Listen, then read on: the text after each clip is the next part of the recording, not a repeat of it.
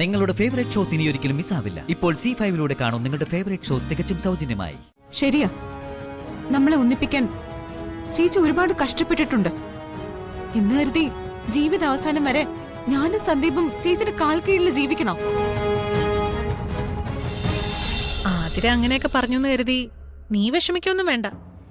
ഞാൻ പ്രസവിക്കുമ്പോ ആ കുഞ്ഞിനെ നിന്റെ കയ്യിലേക്ക് വെച്ചു തരും. നീ തന്നെ വളർത്തിക്കോ. കുഞ്ഞമ്മയായിട്ടല്ല, അമ്മയായിട്ട് തന്നെ. എനിക്ക് അതിലൊരു പരാതിയില്ല. പിന്നെ വളർത്തുമ്പോ നിന്റെ ഈ തോറ്റോടുന്ന സ്വഭാവത്തിൽ വളർത്തരുത്. എന്റെ അവന്തികയുടെ സ്വഭാവത്തിൽ വളർത്തണം.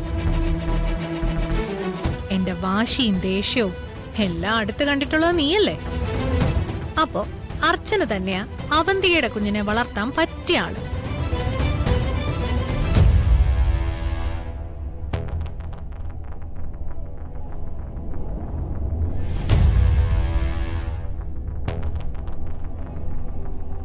അതിന് സന്ദീപ് എന്തിനാ എന്നെ കുറ്റപ്പെടുത്തുന്നേ? നീ കുറ്റക്കാരി ആയതുകൊണ്ട്. അതിരെ, നിനക്കറിയില്ലേ, ഇത് നീ രണ്ടാമത്തെ തവണയാ മനസ്സിൽ വെച്ച് ഓരോന്നുണ്ടാക്കിയെടുത്ത് തെറ്റിദ്ധരിച്ച് വഴക്കുകൾ ഉണ്ടാക്കുന്നത്. അന്ന് എന്നോടായിരുന്നു, ഇപ്പതാ ഏട്ടത്തിയോട്. ഇതിന് മുൻപത്തെ എല്ലാം എന്റെ വ്യക്തിപരമായ കാര്യങ്ങളായിരുന്നു. എന്നാ ഇതങ്ങനെ അല്ല സന്ദീപേ.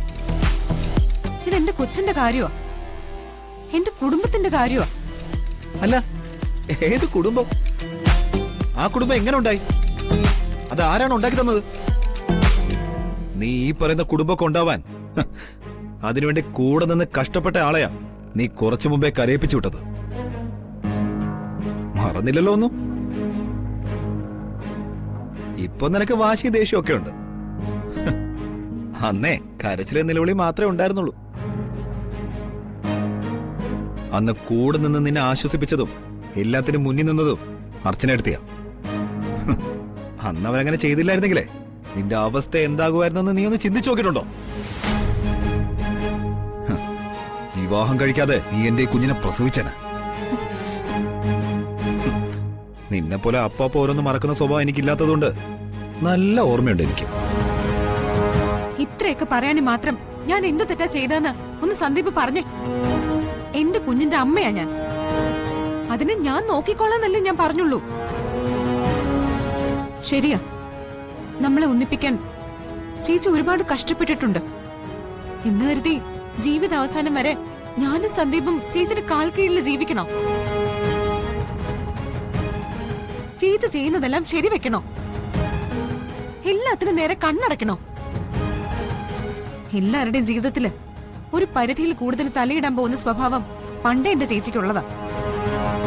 അതിന്റെ ഏറ്റവും അവസാനത്തെ ഉദാഹരണം താഴെ ഒരു മുറിയില് കരഞ്ഞ് തളർന്ന് കിടപ്പുണ്ട് സന്ദീപിന്റെ അനിയത്തി സ്നേഹ. സ്നേഹയുടെ ജീവിതം ഇങ്ങനെ ആക്കി തീർത്തത് എന്റെ ചേച്ചി ഒറ്റ ഒരാളാ. വിവാഹം മുടങ്ങിയതില് അന്ന് ഞാനും കുറച്ച് സന്തോഷിച്ചിരുന്നു. ഞാനും പ്രാർത്ഥിച്ചിരുന്നു അതൊന്ന് മുടങ്ങണേന്ന്. പക്ഷേ അതിന്റെ പേരിൽ ഞാൻ ഇപ്പൊ പശ്ചാത്തപിക്കുക സ്നേഹയുടെ അവസ്ഥ കാണുമ്പോ. ഇനി പഴയ ജീവിതത്തിലേക്ക് സ്നേഹയെ കൊണ്ടുവരാനാവുമെന്ന് സന്ദീപിന് ഉറപ്പുണ്ടോ? ഉണ്ടെങ്കിലും എനിക്കതില്ല. അത്രമാത്രമാ എന്റെ ചേച്ചി അവളെ തകർത്ത് കളഞ്ഞത്. പറയാനുള്ള കാര്യം ഞാൻ പറയും. അത് അച്ഛനോടായാലും ഭർത്താവിനോടായാലും ചേച്ചിയോടായാലും. ഇല്ലെങ്കിൽ എന്റെ കുഞ്ഞിന്റെ കാര്യത്തിലും ആവശ്യമില്ലാതെ തലയിട്ട് ഓരോരോ പ്രശ്നങ്ങൾ ചേച്ചി ഉണ്ടാക്കും. സ്നേഹയുടെ കാര്യം നോക്കി നോക്കിയ അവളെ ഈ അവസ്ഥയിലാക്കിയത്. അതൊരു കരക്കെത്തിച്ചപ്പോ അടുത്ത എന്റെ മോള് പെൺകുഞ്ഞാ സന്ദീപേ. ഇപ്പോഴേ അമ്മയുടെ സ്നേഹത്തിലും ശാസനയിലും വളർന്നില്ലെങ്കിലേ നാളെ നാട്ടുകാർ കുറ്റം പറയുന്നതേ വല്യമ്മയല്ല അമ്മയായിരിക്കും. ചേച്ചിക്കൊരു കുഞ്ഞില്ലാത്തതും ഇതൊക്കെ അതുകൊണ്ടാണെന്നൊക്കെ എനിക്കറിയാം. സന്ദീപിന് ഒരേ ഏട്ടത്തി അല്ലല്ലോ ഉള്ളത്, രണ്ടുപേരില്ലേ. അതില് മൂത്ത ഏട്ടത്തിക്കും കുട്ടികളൊന്നുമില്ലല്ലോ. അവന്റെ ഏട്ടത്തി ഇവിടെ വരും, കുഞ്ഞിനെ എടുക്കും, ലാളിക്കും. ഒരു സമയം കഴിയുമ്പോഴേക്കും തിരികെ പോവും. സന്ദീപിന്റെ ആ ഏട്ടത്തിക്കില്ലാത്തൊരു സ്നേഹവും കരുതലും ഇളയ ഏട്ടത്തിക്കും വേണ്ട. എന്റെ ചേച്ചിയാണെന്നുള്ള സ്പെഷ്യൽ പരിഗണനയൊന്നും കൊടുക്കേണ്ട ഒരു ആവശ്യമില്ല. അത് ശരി. അപ്പോ നിന്റെ മനസ്സിൽ ഇത്രയൊക്കെ ഉണ്ടായിട്ടാണ് നീ ഇത്രയും ദിവസം പുറത്തു കാണിക്കാതെ ജീവിച്ചത്? ജീവിച്ചതല്ല, അനുഭവിച്ചതെന്ന് വേണം പറയാൻ. നിക്കേണ്ടടുത്ത് നിന്നെങ്കിൽ ഇതിന്റെ ഒന്നും ആവശ്യമില്ലായിരുന്നല്ലോ. നമ്മുടെ കുഞ്ഞ് ഇവിടെ കിടന്ന് കരയുമ്പോ നീ എടുത്ത് അത് കരച്ചിൽ നിർത്തില്ല. ഏട്ടത്തി എടുക്കുമ്പോ കരച്ചിൽ നിർത്തും. അതാണ് സ്നേഹം എന്ന് പറയുന്നത്. അമ്മയാണെന്ന് നൊന്ത് പ്രസവിച്ചു എന്നൊക്കെ പറഞ്ഞിട്ടേ ഒരു കാര്യമില്ല. കുഞ്ഞുങ്ങളാവുമ്പോ കരയും.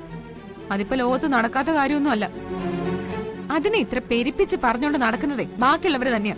ഒരു കുഞ്ഞായപ്പോഴേക്കും നിനക്ക് ഇത്രയ്ക്ക് അഹങ്കാരാണെങ്കിൽ ഇനി അങ്ങോട്ടുള്ള ജീവിതം നീ നിന്നെ തന്നെ നിയന്ത്രിച്ചില്ലെങ്കിലേ അത് പിന്നീട് നിനക്ക് ദോഷമായിട്ട് വരും. കുഞ്ഞ് ജനിച്ചിട്ട് ഇത്രയും ദിവസം ആവുന്നതിന് മുമ്പ് നീ മുൻവിധിയോടെ ഇത്രയൊക്കെ പറഞ്ഞെങ്കിൽ ഇനി നീ എന്തൊക്കെ ചെയ്യും, പറയും, ആരെയൊക്കെ വേദനിപ്പിക്കും? എനിക്ക് മുൻവിധികളുണ്ട് സന്ദീപേ.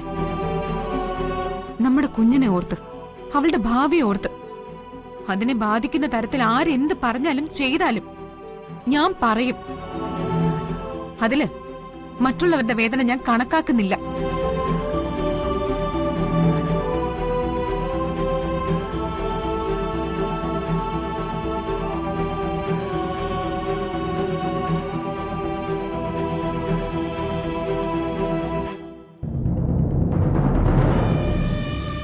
ഏതൊരു ജന്മത്തിനും ഓരോ നിയോഗമുണ്ട് അർച്ചന. ഈ കുഞ്ഞിന്റെ ജന്മം നിന്നെ ഏതു നേരവും കണ്ണീരിൽ ആഴ്ത്താനാ നിയോഗം. അതാണ് ഈശ്വരന്റെ തീരുമാനം. അതുകൊണ്ടാ പലവട്ടം ഞാൻ കൊല്ലാൻ നോക്കിയിട്ട് നടക്കാതെ പോയത്. ആ, അത് നടക്കാതെ പോയതും നന്നായി. അല്ലെങ്കിൽ ഈ ഒരു അവസ്ഥയിൽ എനിക്ക് നിന്നെ കാണാൻ പറ്റുമായിരുന്നോ? ശത്രുക്കളുടെ വാക്കുകളിലും പ്രവൃത്തികളിലും ചിലപ്പോഴൊക്കെ നമ്മൾ തകർന്നു പോവാറുണ്ട്. അതിന്റെയൊക്കെ 100 ഇരട്ടി തകർച്ചയാവും ഉറ്റവരുടെയും ഉടയവരുടെയും തള്ളിപ്പറച്ചിലിൽ.